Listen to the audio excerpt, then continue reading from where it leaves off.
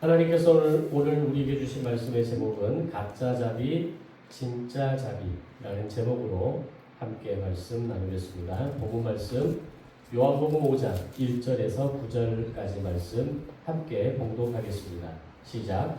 그 후에 유대인의 명절이 되어 예수께서 예루살렘에 올라가시니라. 예루살렘에 있는 양문 곁에 히브리 말로 베데스다라 하는 곳이 있는데 거기 행각 5이 있고 그 안에 많은 병자, 맹인, 다리 저는 사람, 혈기 마른 사람들이 누워 물의 움직임을 기다리니 이는 천사가 가끔 못에 내려와 물을 움직이게 하는데 움직인 후에 먼저 들어가는 자는 어떤 병에 걸렸던지 낫게 되미로라. 거기 38회 된 병자가 있더라. 예수께서 그 누운 것을 보시고 병이 벌써 오래된 줄 아시고 이르시되 네가 낫고자 하느냐. 병자가 대답하되 주여 물이 움직일 때에 나를 못에 넣어주는 사람이 없어 내가 가는 동안에 다른 사람이 먼저 내려가나이다. 예수께서 이르시되 일어나 내 자리를 들고 걸어가라 하시니 그 사람이 곧 나아서 자리를 들고 걸어가니라. 이날은 안식일이니. 아멘. 오늘 설교는 조금 어렵게 느껴질 수도 있습니다. 한번 집중해서 잘 들어보시면서 오늘 말씀을 통해 나에게 주시는 하나님의 은혜를 다시 한번 되새기는 시간 되시기를 바랍니다. 아직은 뜨거운 여름이 계속되고 있습니다. 그러나 조금만 시간이 지나면 이 여름도 곧 지나가고 시원한 바람이 아침 저녁으로 불어오면서 이제 9월이 되면 추석이라고 하는 명절을 또 우리가 맞이하게 됩니다. 우리는 명절이 되면 멀리 떨어져 있던 살았던 가족들이 함께 한 자리에 모이게 됩니다. 믿지 않는 사람들은 차례를 지내고 성묘를 가거나 믿는 사람들은 예배를 통해서 가족의 의미를 되새기고 음식을 함께 나누면서 관계를 회복하거나 깊어지게 되는 그런 시간들을 만들어가게 됩니다. 그렇다면 명절의 의미가 그 어느 나라보다도 강한 이 유대인의 명절의 특징을 살펴보면 그들의 명절은 항상 유대교와 매우 밀접하게 연결되어 있습니다. 따라서 명절이 되면 온 가족과 친척이 함께 성전으로 올라가는 관습을 가지고 있었습니다. 오늘 본문의 배경이 바로 유대인의 명절이었고 오늘 본문의 1절은 그렇게 시작합니다. 그 후에 유대인의 명절이 되어 예수께서 예루살렘에 올라가시니라. 그리고 9절에 보면 이날은 안식일이었다라고 덧붙입니다. 명절과 안식일이 겹쳤다라는 하는 것은 명절만으로도 성전이 사람들로 북적이고 터져나갈 지경인데 안식일이 겹쳤다라고 하는 것은 그날 예루살렘 성전을 비롯해서 그 성전을 중심으로 한 모든 지역에 발 디딜 틈이 없을 정도로 최고의 포화 상태가 되어지는 바로 그런 모습이 오늘 본문의 배경이 되는 어떤 모습들입니다. 그런데 오늘 본문의 장면을 살펴보면 예수님의 발걸음은 그날 성전에 얼마나 많은 사람들이 모였는가, 그 많은 사람들이 모여있는 곳으로 발걸음을 향하시는 것이 아니라 오늘 당연하게 생각하는 이 성전이 아닌 다른 곳으로 발걸음을 향하셨다는 겁니다. 그것은 바로 이 성전에 미처 이 옆에 있었던 바로 성전 옆에 버려져 있었던 연못으로 베데스다라고 불려지는 연못으로 발걸음을 옮기게 됩니다. 지금의 베데스다 연못은 예루살렘 관광객들의 발걸음이 끊임없이 이어지는 곳입니다. 양문을 지나서 제일 먼저 우측에 있는 위치에 있기 때문에 가장 접근성이 높기도 하지만 이 베데스다 연못이라고 보여지는 바로 옆에 성안나 교회가 아주 아름답게 지어져 있습니다. 그래서 지금은 그곳에 시간대가 잘 맞으면 가끔 이 성안나 교회에서 음악회를 하기도 합니다. 물론 예배에 대한 음악회이고요. 찬양을 올려드리는 그런 어떤 의미가 있고, 이 성안나 교회가 천주교인들에게 의미 있는 것은 이곳이 마리아의 탄생지였다라는 설이 있습니다. 그래서 이 성안나 교회, 그리고 바로 그 옆에 있는 이 베데스다 연못은 여러 가지 의미에 있어서 상당히 지금은 의미 있는, 그리고 많은 사람들이 발걸음을 향하는 그런 장소였다라고 볼 수 있는 겁니다. 그런데 당시에 이곳은 각종 병자들이 모여있는 장소였다. 이 말이 가지고 있는 또 다른 의미는 악취와 쓰레기로 가득했던 장소였다라고 추측해 볼 수 있는 겁니다. 건강한 사람들은 그곳에 갈 이유도 없었고 가고 싶지도 않은 장소였다라는 겁니다. 우리가 어떤 그런 장소를 가면 일단 코를 먼저 막죠. 우리가 뭐 좀 표현은 좀 죄송한 표현이지만 어떤 그 아프리카나 또는 오지의 어떤 지역으로 가면 이 오수 폐수가 제대로 정리가 되지 않아서 악취가 나는 곳들을 간혹 만나게 됩니다. 그러면 뭐 선교의 마음으로 갔다 할지라도 사실 그곳에 오래 버티고 있는다는 게 쉽지가 않습니다. 그런데 예수님 당시에 이곳은 관리되지도 않았던 장소, 병자에 대한 어떤 특별한 치유와 어떤 치료책이 제대로 갖추어지지 않은 상황, 뭐 이런 것들을 고려해 본다면 그곳은 매우 지저분한 곳이었을 것이다. 그리고 악취로 인해서, 쓰레기로 인해서 발 디딜 틈조차도 없을 정도의 그런 어떤 험악한 상태는 아니었을까라고까지도 추측해 볼 수 있습니다.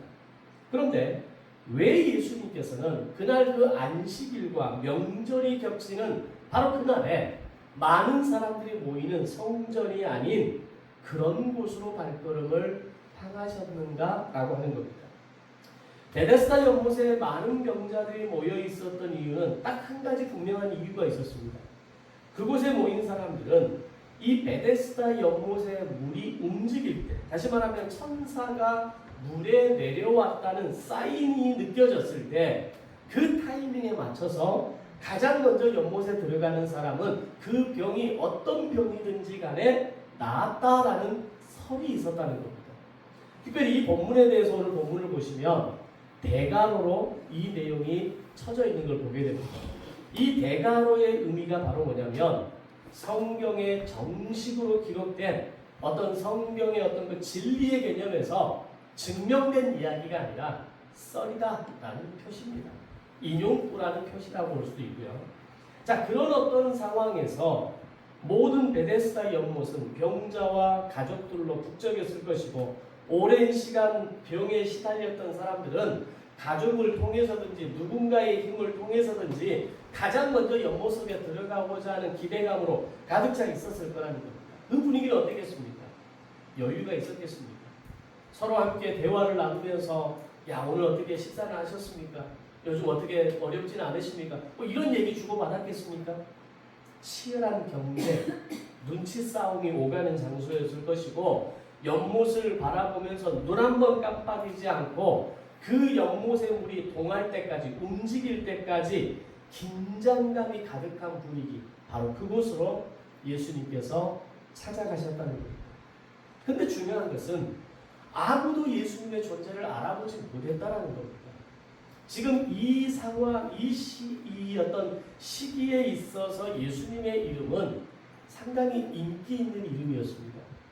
그분이 손을 대거나 말씀으로 명하시거나 진흙을 눈에 발라서 병자가 나았더라 라는 소문이 사방으로 퍼져 있는 상황이었고, 심지어는 죽은 자도 살렸더라 라는 소식까지, 이야기까지 소문이 얹어져서 아무도 예수님의 이름을 모르는 사람이 없을 정도였다라고 하는 겁니다. 지금도 우리가 지금은 여러 가지 SNS나 또 유튜브를 통해서 어느 정도 팩트 체크가 되지만, 우리가 불과 몇 년 전만 해도 팩트가 체크되지 않는 가짜 뉴스가 어마어마하게 난무했었잖아요. 그렇다면 지금으로부터 2000년 전에 예수님 당시에 소위 말하는 가짜 뉴스 또는 카더라 통신, 수많은 소문이 얹어진 소위 과장된 이야기가 얼마나 많았겠냐는 겁니다. 따라서 예수님의 존재는 모르는 사람이 없을 정도였다는 겁니다. 근데 정작 그 자리에 예수님이 오셨는데 아무도 예수님을 알아보지 못했다는 겁니다. 이유가 뭘까요? 그들의 관심과 초점은 오로지 베데스다 연못에 그 물이 움직이느냐 움직이지 않느냐, 그 물이 움직일 때 재빨리 몸을 굴려서라도 튀어 들어가야 되겠다는 생각으로 집중하고 있었기 때문에 예수님을 알아보지 못했다는 겁니다.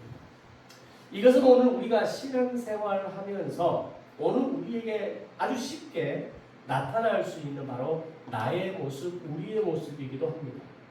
예수 믿는 사람 중에 주님을 만나고 싶어 하고 주님이 내 삶의 어떤 영역과 공간 가운데 임재하는 경험을 하기를 원하지 않는 사람이 과연 있을까요? 우리 날마다 그런 상상하잖아요. 주님이 꿈에서라도 나타나서 너의 이런 고민을 내가 알고 있다. 이 고민을 이렇게 해결해 보거라. 이 어떤 선택 가운데에서 이런 선택을 하면 좋겠다. 뭐 이런 어떤 임재와 플러스 알파의 뭔가 어떤 메시지를 전해주시면 좋겠다. 뭐 이런 상상을 다 하고 살아가잖아요.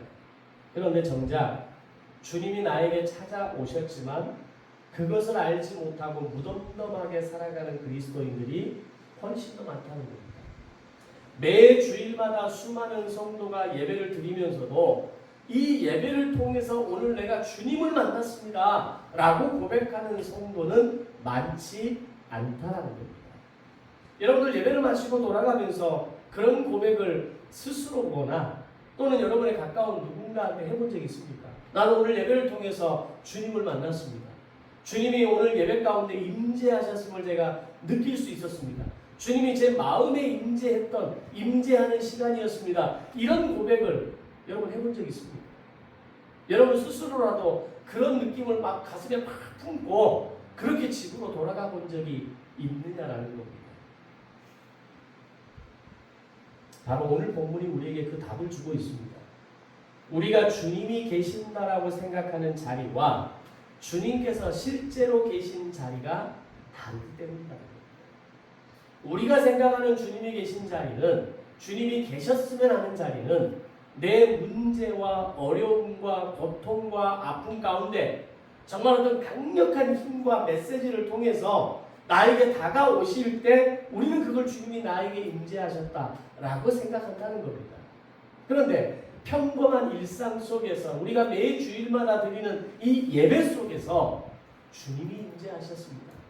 주님이 오늘 내 마음속에 가득하게 들어오셨습니다 라고 말하지는 않는다라는 겁니다. 다시 말하면 주님이 나를 이렇게 찾아와 주실 것이라고 생각하는 것이 너무 강하기 때문에 실제로 주님이 이렇게 다가오시는 모습에 대해서는 우리는 느끼지 못하고 살아간다는 겁니다. 우리는 화려한 예배당, 모든 것이 잘 갖추어진 어떤 환경에 하나님이 계시고 그 자리에 나를 찾아오실 것이라고 생각합니다.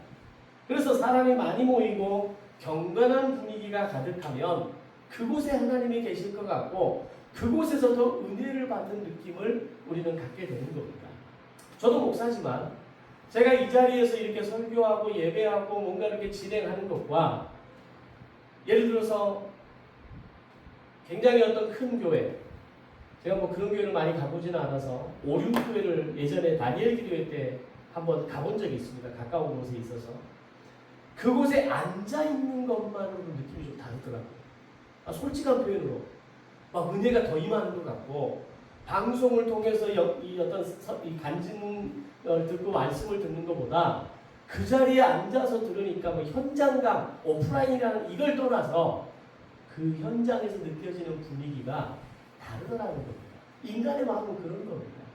인간의 마음이 오늘 우리가 주님을 만났다, 주님이 나와 함께 계신다, 주님이 오늘 나의 인생에 임재하셨다라고 말할 때 그건 굉장히 뭔가 드라마틱하고 굉장히 뭔가 잘 갖춰져 있고 뭔가 그럴듯한 상황 속에서 주님이 임재할 거라는 생각을 나도 모르게 하고 있다는 겁니다.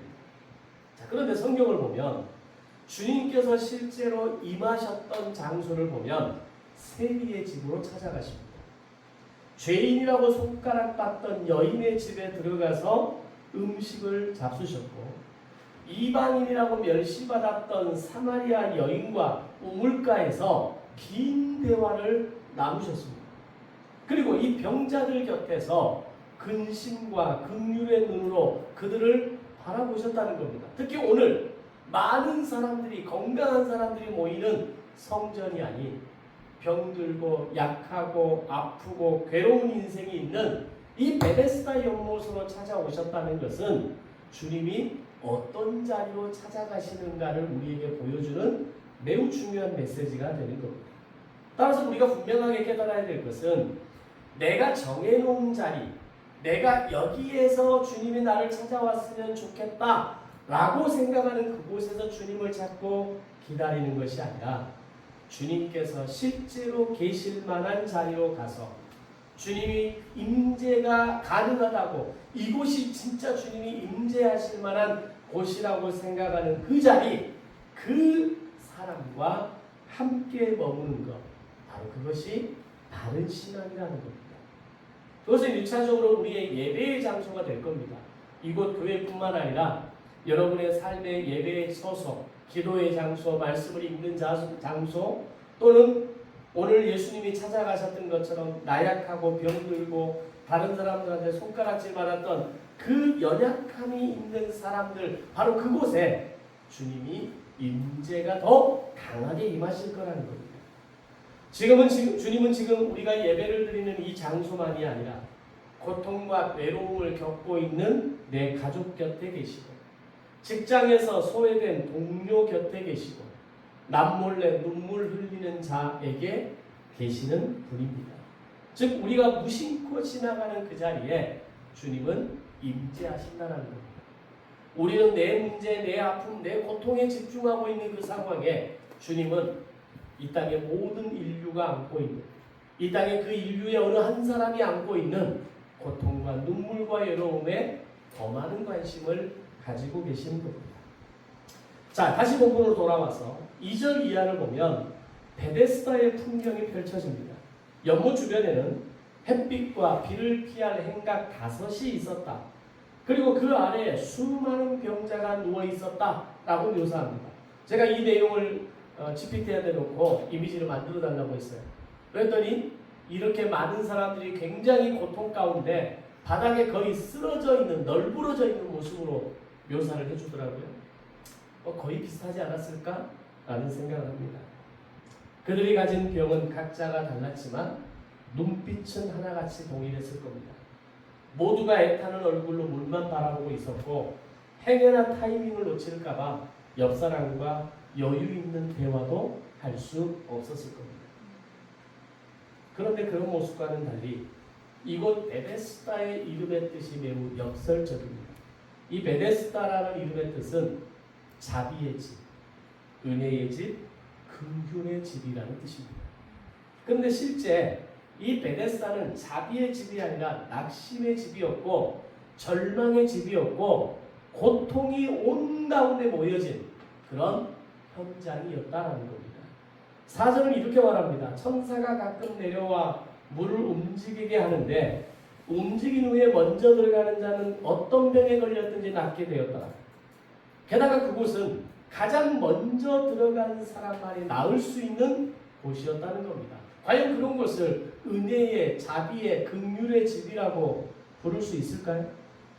은혜와 자비란 누구에게나 열려 있어야 합니다. 오히려 약한 자를 배려하는 게 자비이고 힘없는 사람이 더 쉽게 도달할 수 있어야 긍휼입니다. 근데 베데스다가 그런 이름을 가지고 있었음에도 불구하고 오히려 그곳은 경쟁 사회였고 힘 있는 자만이, 가족이 많은 사람만이, 뭔가 빽 있고 돈 있는 사람만이 그곳에서 제대로 나음을 이룰 수 있는 사람이었다는 겁니다. 이름은 자비의 집인데 이곳의 운영 원리는 철저한 경쟁 원리였습니다. 가장 자비가 필요한 사람들이 가장 뒤로 밀려나는 곳, 바로 그곳이 베데스다였다는 겁니다. 자, 그러면 그 베데스다가 우리에게 매우 낯익게 다가오지 않습니까? 바로 우리가 살아가는 이 세상의 축소판입니다. 베데스다는 2000년 전에 그 양문을 지나자마자 바로 우측에 있는 그곳이 베데스다만이 아니라 지금 우리가 살아가고 있는 이 세상이 베데스다라는 겁니다. 긍휼과 자비와 은혜는 존재하지 않고 철저하게 경쟁의 원리 속에서 1등만 기억하는 세상. 한 개그맨이 한참 그 얘기로 히트를 쳤죠. 1등만 기억하는 더러운 세상. 먼저 물에 들어가는 자가 낫는다는 말을 오늘의 언어로 바꾸면 이렇게 바꿀 수 있습니다. 좋은 학교에 들어가는 자, 좋은 직장에 들어가는 자, 승진하는 자, 1등하는 자, 이기는 자. 바로 우리가 살아가는 세상이 베데스다인 겁니다. 그런 베데스다와 같은 세상이 만들어낸 우리의 현실은 어떻습니까? 청년 실업, 노인 빈곤, 전 세계 1위를 달려가고 있습니다. 그럼 우리나라 노인 세대가 아무 일도 하지 않았기 때문에 그런가라고 조사를 해봤더니 우리나라 사람들이 실제로 일을 내려놓는 나이가 평균 남성은 67.4세, 여성은 69.6세로 회원국 가운데 가장 높았다고 이야기합니다. 다시 말하면 일을 하지 않아서 가난한 게 아니라 가장 늦게까지 일함에도 불구하고 가장 가난한 노년의 삶을 살아가는 것이 우리의 현주소이고 이 베데스다 연못 같은 세상의 실제 모습이라는 겁니다. 베데스다 행각 아래 누워 있었던 사람들이 바로 그런 사람들이었습니다. 평생 질병이라는 무게를 지고 살아왔고 어쩌면 그 자리에 젊은 나이에 왔지만 늙어서도 여전히 그 자리에 누워있는 사람도 있었을 겁니다. 오늘 본문의 주인공은 심지어 38년 된 병자였다라고 이야기합니다. 이런 모든 것들을 볼 때 이 베데스다는 자비와 은혜와 긍휼의 집이 아니라 경쟁과 고통과 또는 빼기 통하고 또는 우리의 사회의 모습과 전혀 다를 것이 없는 그런 비참한 곳이었다라고 정리할 수 있는 겁니다.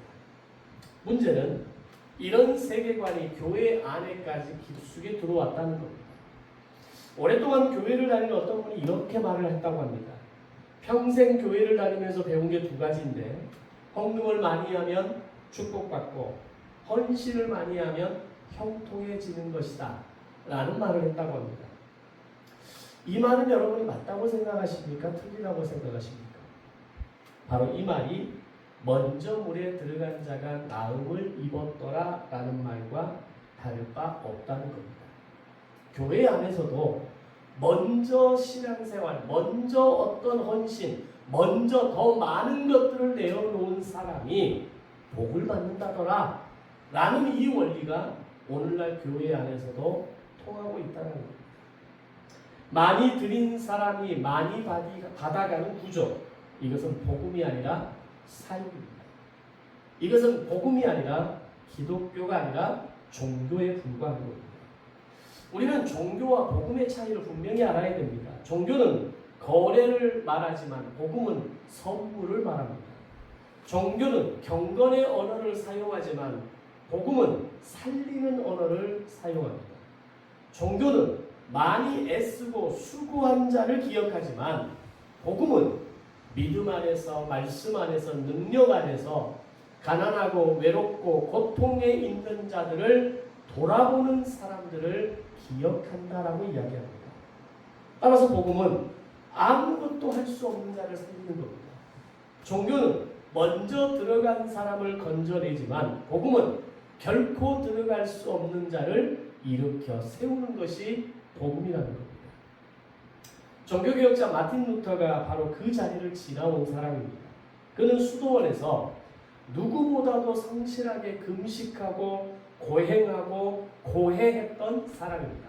고행했던이란 말은 무슨 말이냐면 자기 몸에 임의의 상처를 주면서 예를 들면 무릎으로 계단을 오르내리면서 그 고행을 통해서 내가 주님의 십자가를 체험하고 내가 그 주님의 고통을 경험하면서 내가 지금 인생을 살면서 경험하는 이 고통이 아무것도 아니구나라는 것을 깨닫는 시간이 고행입니다.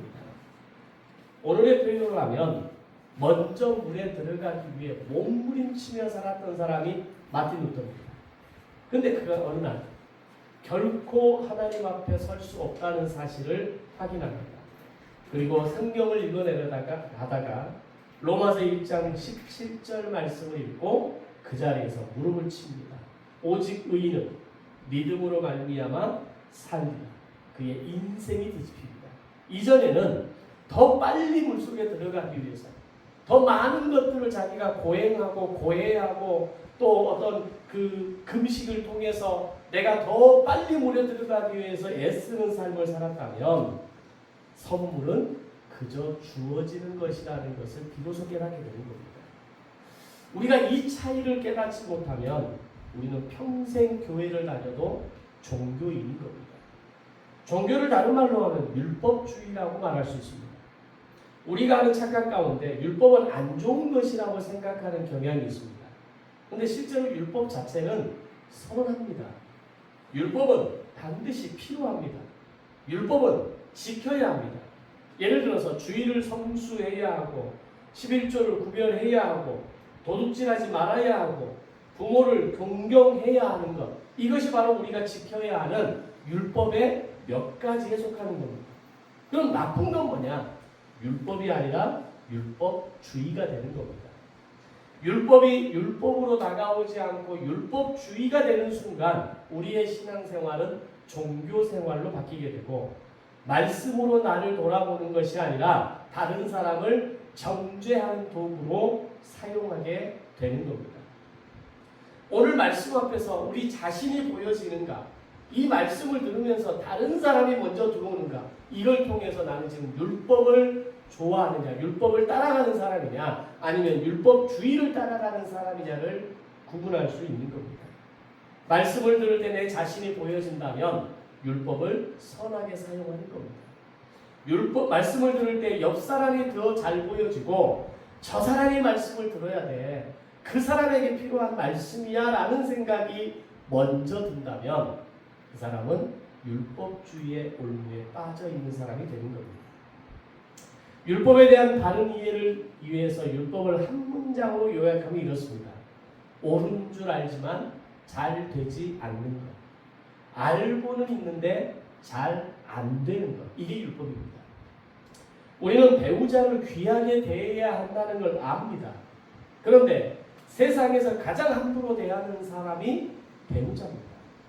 우리는 부모를 공경해야 하는 것을 압니다. 그러나 늘 내 일이 우선이고 부모는 뒷전입니다. 우리는 자녀를 사랑으로 대해야 할 줄 압니다. 그런데 잔소리가 먼저 튀어나갑니다. 우리는 남을 나보다 낮게 여기라는 말씀을 압니다. 그러나 그들이 내 자존심을 건드리면 참지 못합니다. 우리는 비방하지 말라는 말씀을 압니다. 그러나 우리의 혀는 잠시만 긴장의 끈을 늦추면 제어되지 않습니다. 항상 기뻐하고 범사에 감사하라는 것이 우리를 향한 하나님의 뜻인 줄 압니다. 그런데 우리의 입에서는 불평, 불만이 터져 나오는 겁니다. 아는데 안 되는 거, 해야 하는데 안 되는 거, 그것이 바로 율법이 우리에게 보여주는 진실입니다. 이것을 사도 바울은 더 적나라하게 고백합니다. 내가 원하는 바 선은 행하지 아니하고 도리어 원하지 아니하는 바 악을 행하는도다. 오호라 나는 공고한 사람입니다. 사도 바울이 뭔가 내가 할 것 같았어요. 내가 복음을 알고 예수님을 만나고 나서 이제 내가 뭔가 다른 삶을 살 것 같았어요. 그런데 그가 뭐라고 하냐? 내가 선을 행하지 아니하고 도리어 원하지 아니하는 바 악을 행하는 공고한 사람이다. 죄인 중에 괴수다라는 말을 고백하는 겁니다. 사도 바울이 그랬다면 우리는 어떻겠습니까? 이런 모습이 우리에게 나타나는 것은 의지가 약해서 생기는 문제가 아니라는 겁니다. 우리 존재 자체가 어둡기 때문에 긴장을 늦추면 바로 무너지는 겁니다. 아는데도 불구하고 그것을 하지 못하는 것, 쉽게 지키지 못하는 것, 그게 우리의 존재라는 겁니다. 이런 약한의 존재를 요나가 잘 보여주죠. 요나서를 보면 그는 하나님의 선지자였습니다. 니느웨가 회개하고 하나님이 그들을 용서했을 때 요나가 했던 행동은 뭐냐면 기뻐한 게 아니라 오히려 성 밖에 초막을 짓고 앉아서 그 성이 어떻게 무너지는가 보자. 어떻게 불타 사라지는가 보자. 근데 그게 안 됐어? 하나님 이러려고 저를 보내셨습니까? 라고 말했던 사람입니다. 요나가 용서해야 한다는 걸 몰라서 그랬을까요? 누구보다 알았을 겁니다. 알면서도 마음이 그리 가지 않았던 겁니다. 우리 안에도 요나가 있습니다. 나를 정말 아프게 했던 사람이 잘못되었다는 소식을 들었을 때 마음 깊은 곳에서 올라오는 솔직한 감정이 뭔가요? 우리는 그걸 사필귀정이다라는 고급스러운 말로 포장하지만 사실은 고소하게 먼저 올라옵니다. 그게 우리 인간 아닌가요? 그런 인간의 존재의 약함이 바로 오늘 우리 안에 가지고 있다는 겁니다. 그렇다면 그렇게 죄인의 본성이 내 안에 있어서 늘 다시 옛 모습, 옛 자아로 돌아가는 연약한 존재인데 그럼에도 불구하고 왜 우리는 늘 결심하고 늘 목표를 세우고 늘 말씀을 들으면서 우리가 다시 결단하는 이유가 뭘까요? 실패할 줄 알면서도 왜 다짐하는 걸까요?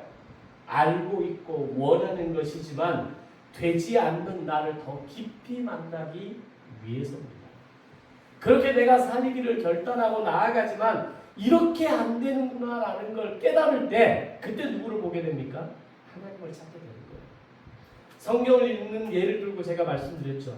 성경을 한 번, 두 번 읽어갈 때는 내가 뭔가를 좀 이제 성경을 읽었구나. 이제 이 말씀이 여기 있었네. 내가 외웠던 말씀이 여기도 있네. 라는 어떤 그런 말이 나옵니다.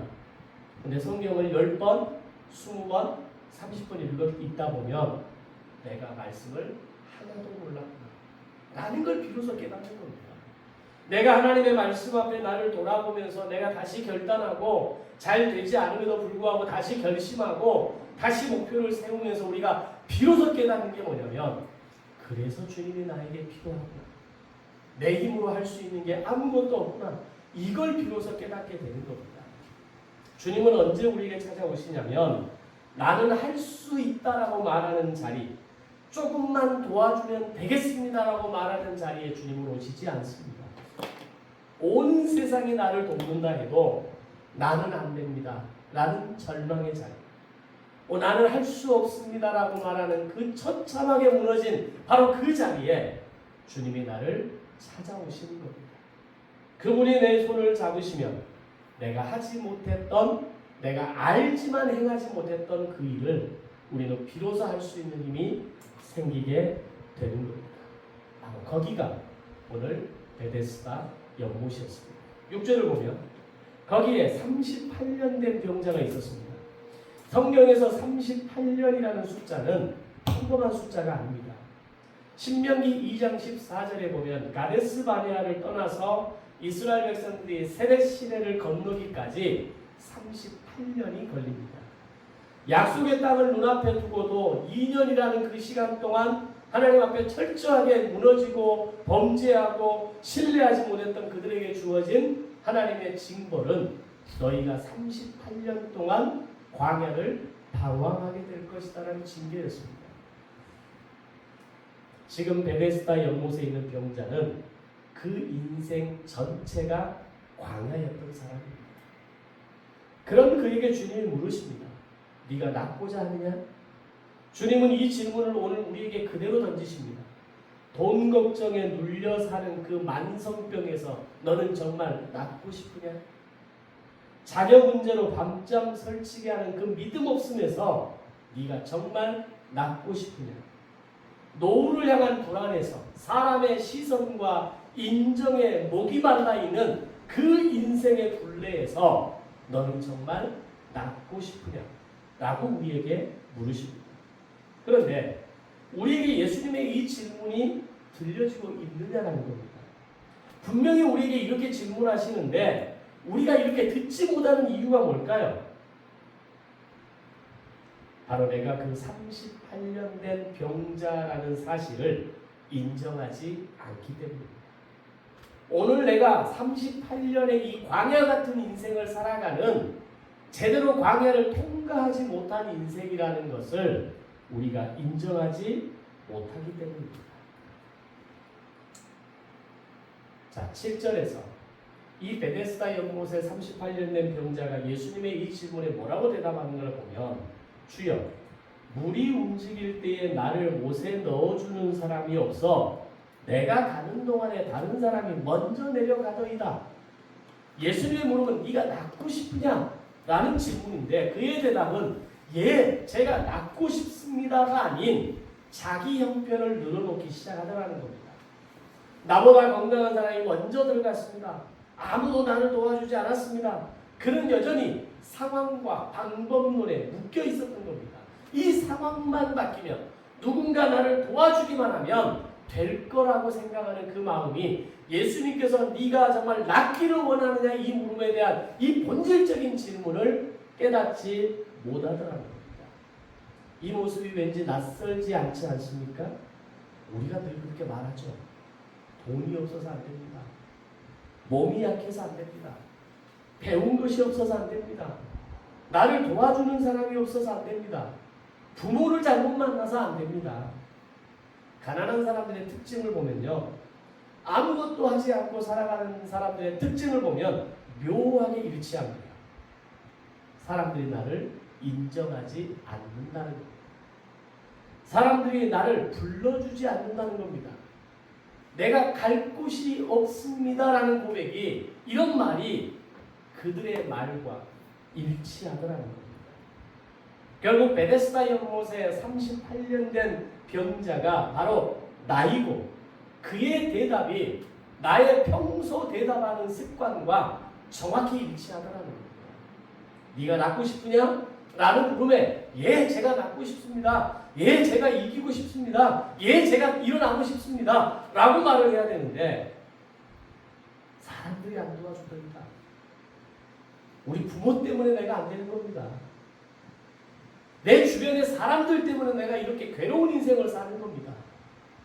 내가 어린 시절에 받았던 그 부모에게 받았던 그 상처 때문에 그때 있었던 그 일 때문에 내가 지금 이렇게 살아가는 겁니다. 이것과 38년 병자의 대답이 뭐가 다른 겁니까? 하나님께서 범죄한 아담에게 물으시죠. 네가 어디 있느냐? 전능하신 하나님께서 아담이 어디 있는가를 모르고 물어보셨겠습니까? 네가 어디 있느냐라는 이 물음에는 네가 지금 있어야 할 곳은 그곳이 아닌데 네가 왜 거기에 있는 거니? 라고 하는 물음인 겁니다. 이때 아담의 대답은 이랬어야 되죠. 하나님, 제가 잘못했습니다. 하나님, 제가 범죄했습니다. 하나님이 먹지 말라 하셨던 선악과를 제가 따먹고야 말았습니다. 다 제 잘못입니다. 그런데 아담은 뭐라고 답합니까? 이 여자 때문입니다. 하나님이 이 여자 주지 않으셨나요? 이 여자 때문에 제가 따먹은 겁니다. 또 알고 보니까 저 뱀 때문에 우리가 이 선악과를 따먹은 겁니다. 광야의 이스라엘도 이와 같았습니다. 그들의 입에서 나온 건 간구가 아니라 회개가 아니라 모세에 대한 원망이었습니다. 네가 우리를 여기로 끌고 와서 다 죽이려고 하느냐. 나중에는 모세와 아론을 원망합니다. 나중에는 모세와 아론을 뛰어넘어서 하나님을 원망하기 시작합니다. 차라리 애굽에서 죽었으면 좋았겠습니다. 이 말과 사람들이 나를 도와주지 않았습니다. 이 말이 뭐가 다르냐는 겁니다. 그리고 오늘 우리가 삶의 현장에서 내가 이것 때문에 안 되고 이런 때문에 없고 이 사람들이 나를 도와주지 않기 때문에 나를 알아주지 않기 때문에 안 된다라는 말과 뭐가 다르냐는 겁니다. 그럼 여기서 우리가 점검해 보아야 할 것은 우리의 언어입니다. 기도할 때에도 신세 한탄을 습관처럼 하지 말아야 합니다. 너무너무 힘들 때 마음을 쏟아놓는 건 괜찮습니다. 다윗의 시편을 보면 그렇습니다. 정말 너무너무 힘드니까 다윗이 하나님 앞에 너무너무 자신의 괴로운 마음을 그냥 다 털어놓습니다. 그러나 주님이 물으실 때는 대답해야 합니다. 네가 낫기를 원하느냐? 물으실 때 제가 낫고 싶습니다. 제가 일어나고 싶습니다. 제가 다시 도전해보고 싶습니다. 그 한마디를 할 수 있어야 한다는 겁니다.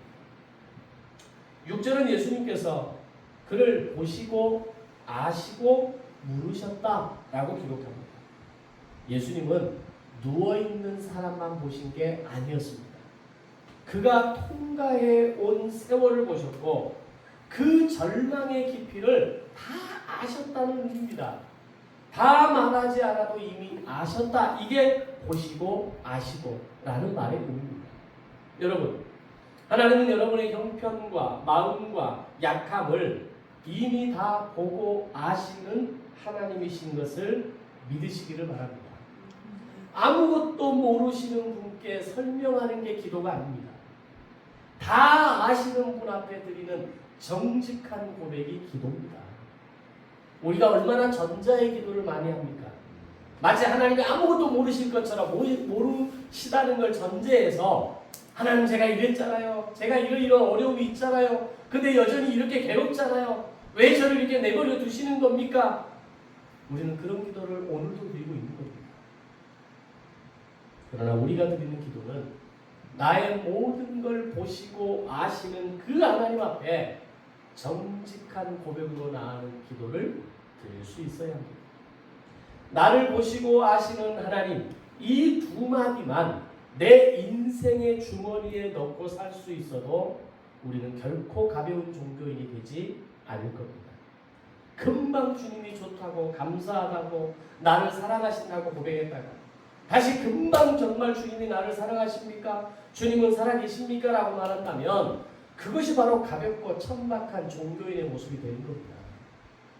주님이 나를 보시고 아시는 것을 내가 믿음으로 고백한다면 그 어떤 세상의 풍파 가운데에서도 광야 같은 인생 가운데에서도 주님 옆에서 참고 기다리는 겁니다. 그리고 네가 낫기를 원하느냐? 이 질문을 던질 때 예! 라고 말할 수 있어야 한다는 겁니다. 8절에서 주님은 그를 연못에 넣어주지 않으셨습니다. 대신 이렇게 말씀하십니다. 일어나 네 자리를 들고 걸어가라. 그러자 그 사람이 곧 나아서 자리를 들고 걸어갔습니다. 여기서 우리가 봐야 될 중요한 사실은 평생 그가 찾던 방법은 끝내 그에게 주어지지 않았다는 겁니다. 우리가 생각하는 해피엔딩은 뭡니까? 정말 내가 원하던 게 딱 결정적으로 어떤 그 클라이막스에 딱 나에게 주어질 때 우리는 그걸 은혜라고 이야기하잖아요. 그런데 평생 그가 찾던 방법, 누군가가 나를 옮겨서 물이 흔들릴 때 그 베데스다 연못에 가장 먼저 집어넣어주는 그걸 그렇게 고대하고 기다렸는데 예수님은 그 답을 주지 않으셨다는 겁니다. 오히려 그를 일으키신 방법은 주님의 입에서 나온 말씀이었습니다. 방법은 사람을 초조하게 만들지만 말씀은 사람을 일으키는 것인 줄 믿습니다. 아멘. 우리가 수없이 방법에 목말라 합니다. 좀 더 많은 방법, 좋은 방법, 더 획기적인 방법, 뭔가 그럴듯한 방법이 나에게 주어지기를 기다리지만 그 인생이 얼마나 초조합니까? 그런데 오늘 주님이 나에게 말씀하시기를 기다리고 그 말씀에 순종하기를 결단하는 것, 그것은 바로 그 사람을 일으키는 하나님의 도구입니다. 우리 인생을 들여다보면 놀라운 것을 발견합니다. 우리는 평생 방법을 찾아 헤매고 있었다는 사실입니다. 돈만 있으면, 건강만 있으면, 누가 조금만 나를 도와주면, 그러나 그 방법은 우리를 더럽고 냄새나는 연못가에 더 오래 머물게 할 뿐입니다. 구절은 이렇게 덧붙입니다. 이날은 안식일입니다. 제가 이 말을 왜 여기서 끊었겠습니까? 왜 뒷말을 끝까지 가지 않고 내지는 이 9절 말씀을 빼고 8절까지 보는 것으로 끝나지 않은 이유가 뭐겠습니까? 주님이 안식일의 사람을 고치셨다는 걸 우리는 알아야 하는 겁니다.